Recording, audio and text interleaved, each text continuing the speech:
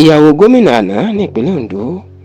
olóògbé Olúwarótìmí Akeredolu èèyàn arábìnrin Betty Anyanwu Akeredolu ó mà ti sọ̀rọ̀ ó ti tú àṣírí fún ààrẹ Bọ́lá Ahmed Tinubu nípa ikú ọkọ ẹ̀ àti àwọn tó dúró tì í àti ẹni tó ṣe ìrànlọ́wọ́ jù náà àwọn gómìnà ilẹ̀ Yorùbá. Ní ọjọ́rú ìyẹn ọjọ́ Wednesday tí í ṣe ọjọ́ 28 oṣù kejì ọdún tá a wà yìí ni ààrẹ Bọ́lá Ahmed Tinubu ló gbéra kúrò ní ilé ìjọba l'Àbújá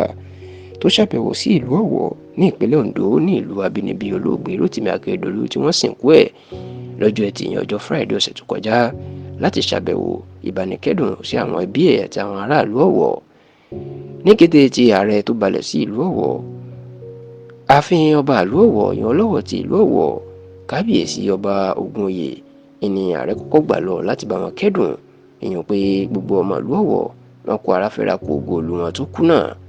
Lẹ́yìn eléyìí ààrẹ Bọ́lá Tinubu mà tún gba ilé ìyàwó Akeredolu lọ ìyẹn arábìnrin Betty Anyanwu Akeredolu láti bá a kẹ́dùn. Níbẹ̀ ìní Tinubu sì ti ròyìn ọkọ ẹ̀ pé èèyàn takuntakun tóun ò lè gbàgbé tí kì í sì bẹ̀rù láti gbé ìgbésẹ̀ tàbí láti sọ̀rọ̀ tó bá mọ̀ pé ó máa jẹ́ àǹfààní fún aráàlú. Ṣùgbọ́n nígbà tí Betty Anyanwu tó ń dúpẹ́ lọ́wọ́ Tinubu ó ní inú dùn fún àbẹ̀wò Tinubu àti pé àsìkò yìí gan-an ni làwọn nílò irú àbẹ̀wò bẹ́ẹ̀. Betty Anyanwu wá jẹ́ kó di mọ̀ wípé àwọn gómìnà apá gúúsù orílẹ̀-èdè Southern Governor tí ọkọ òun jẹ́ alága wọn nígbà ayé ẹ̀ ó ní máa gbìyànjú kọjá sísọ. Ṣùgbọ́n ó wá tú àṣírí ńlá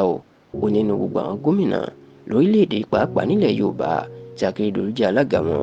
ó ní gómìnà Olúṣọlá Babájídé Sanwó-Olú ti ìpínlẹ̀ Èkó ó ní ló gbìyànjú jù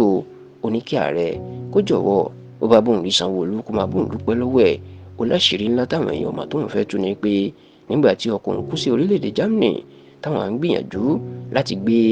ìnáwó ẹ̀ ìyẹn pé láti náwó láti gbé òkú ẹ̀ wá nítorí pé òbítíbitì owó ni yóò jẹ́ láti gbé òkú wá láti orílẹ̀-èdè Germany. Ó ní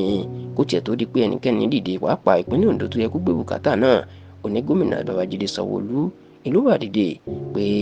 ẹ má wọrí o òun lòun yóò gbé gbogbo ìnáwó náà. Ó ní bí owó ọ̀hún ṣe pọ̀ tó Sanwó-Olú ló kó gbogbo ẹ̀ lẹ́ o tí wọ́n fi gbé òkú Akeredolu wá tó sì lóun dúpẹ́ lọ́wọ́ ọkùnrin náà. Ó tún ní kí ààrẹ Bọ́lá Tinubu kó bá òun náà kó bóun dúpẹ́ lọ́wọ́ ẹ̀.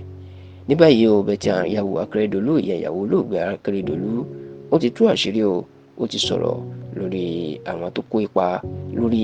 ìsìnkú ọkọ ẹ̀ tó sì ní gómìnà Babájídé Sanwó-Olú ti ìpínlẹ̀ Èkó òun ló gbìyànjú jù nínú àwọn gómìnà gbogbo ilẹ̀ Yorùbá tó sì tún jẹ́ wípé òun náà ni ló gbé ìnáwó òkú táwọn fi gbé òkú ọkọ òun láti orílẹ̀-èdè Germany padà wá sí orílẹ̀-èdè Nàìjíríà.